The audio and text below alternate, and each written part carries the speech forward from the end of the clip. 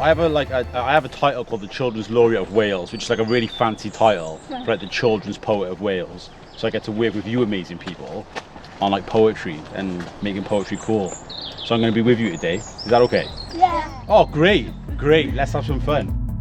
They're aware of the effects of climate change. So I think they have a lot to say, and poetry just gives them that outlet to say how they feel, to say how they think about the effects and about the future, because they are the future. I promise.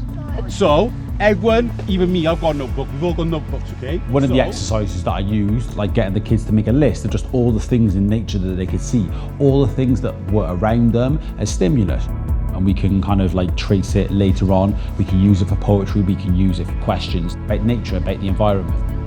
Today was good. I enjoy seeing all the different types of plants and trees that there were. Being that kids are so aware now of the effects of climate change and global warming, they're always so interested and want to know like why nature can help, why wildlife can help and how it can help. In terms of affecting their poetry, it's always great then because we can use like the questions that they have as prompts and as stimulus to create great poetry, which is around the nature and around the days that they've had.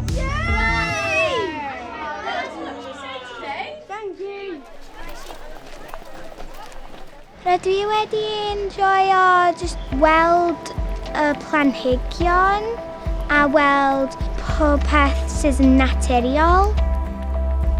Rydw i'n licio natur lot. Dwi'n trio helpu'r planed cymaint o fedrau.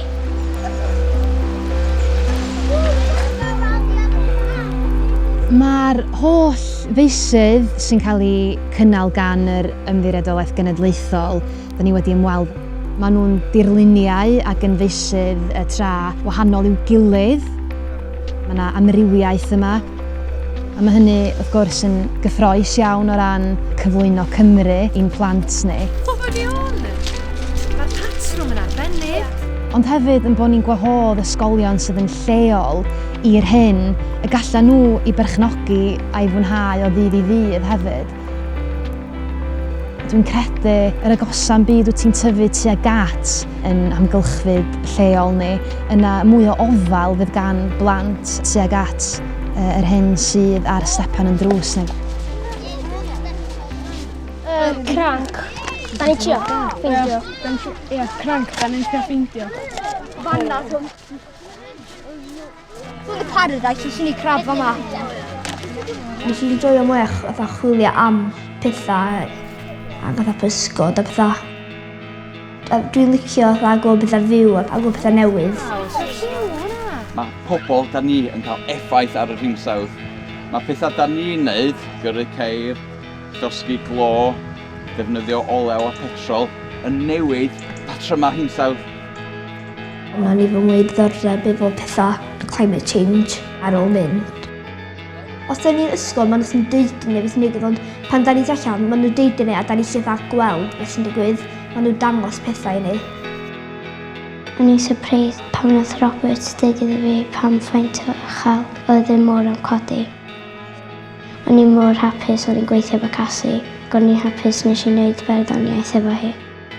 Dwi'n meddwl fysa farddoniaeth rhywbeth fysa fi gallu wneud ar ôl Casi dangos beth farddoniaeth iddo fi. It's really fun to write poetry. If you're bored on the day, you can write some. It's really fun. I think in all the sites that I've been through, I've really noticed just a clear engagement from the kids. Curiosity is always rich with kids. The future's in good hands, you know, if they're asking us questions like that and they're really engaged, I really do think the future's in good hands.